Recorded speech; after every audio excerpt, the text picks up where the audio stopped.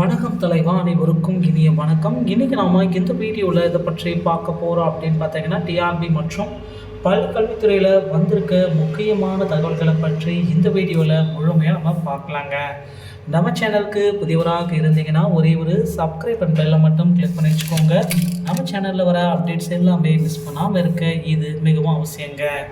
தமிழக பள்ளி கல்வித்துறையில் சற்று முன் கிடைத்த ஒரு முக்கியமான செய்திகள் என்னென்ன?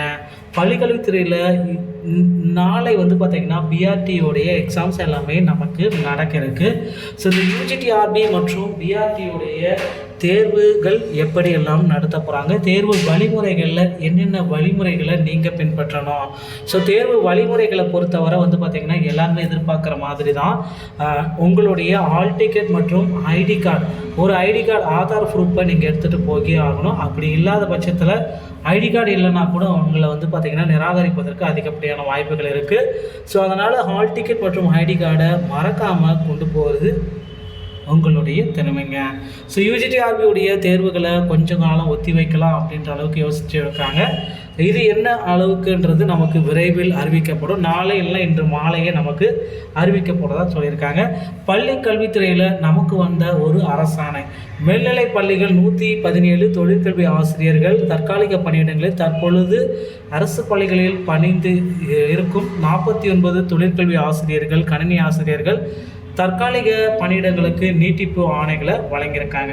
ஸோ இது பார்த்திங்கன்னா 117 ஆசிரியர்களுக்கு தற்காலிக தொழிற்கல்வி ஆசிரியர்களுக்கு கணினி அறிவியல் பட்டதாரி ஆசிரியர் பணிநிலையில் தற்காலிகமாக தோற்றுவிக்கப்பட்டது. 1/1/2016 முதல்நிலைப்படி 36,400 ரூபாயிலிருந்து 1,15,700 என்ற ஊதியம் அனுமதிக்கப்பட்டுள்ளது. மேலும் பணியிடங்களுக்கு மேலே இரண்டாவதாக படிக்கப்பட்ட அரசாணை 1/1/2020 முதல் 31/12/2022 வரை 3 ஆண்டுகளுக்கு தொடர் நீட்டிப்பு வழங்கிய ஆணைகளும் வெளியிட்டிருக்காங்க. ஸோ தொடர் நீட்டிப்பு முடிவடைந்த நிலையில் பள்ளிக்கல்வி ஆணையர் 117 தொழிற்கல்வி கணினி அறிவியல் பணியிடங்களுக்கு 1/1/2023 முதல் 31/12/2025 வரை 3 ஆண்டுகளுக்கு பணி ஆணையை நீட்டி அமைச்சிருக்காரு, ஒரு அரசாணையை வெளியிட்டிருக்காரு.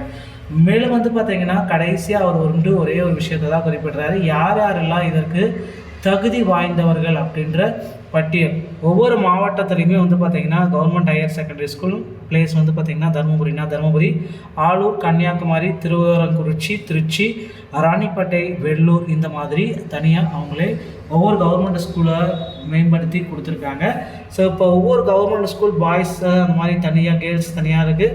ஸோ அந்த மாதிரி ஸ்கூல்ஸ் எல்லாமே தற்சமயம் கணினி அறிவியல் தொழிற்கல்வி ஆசிரியர்களுடைய புதிய ஊதிய விகிதத்தை தோற்றுவித்து கொடுத்துருக்காங்க.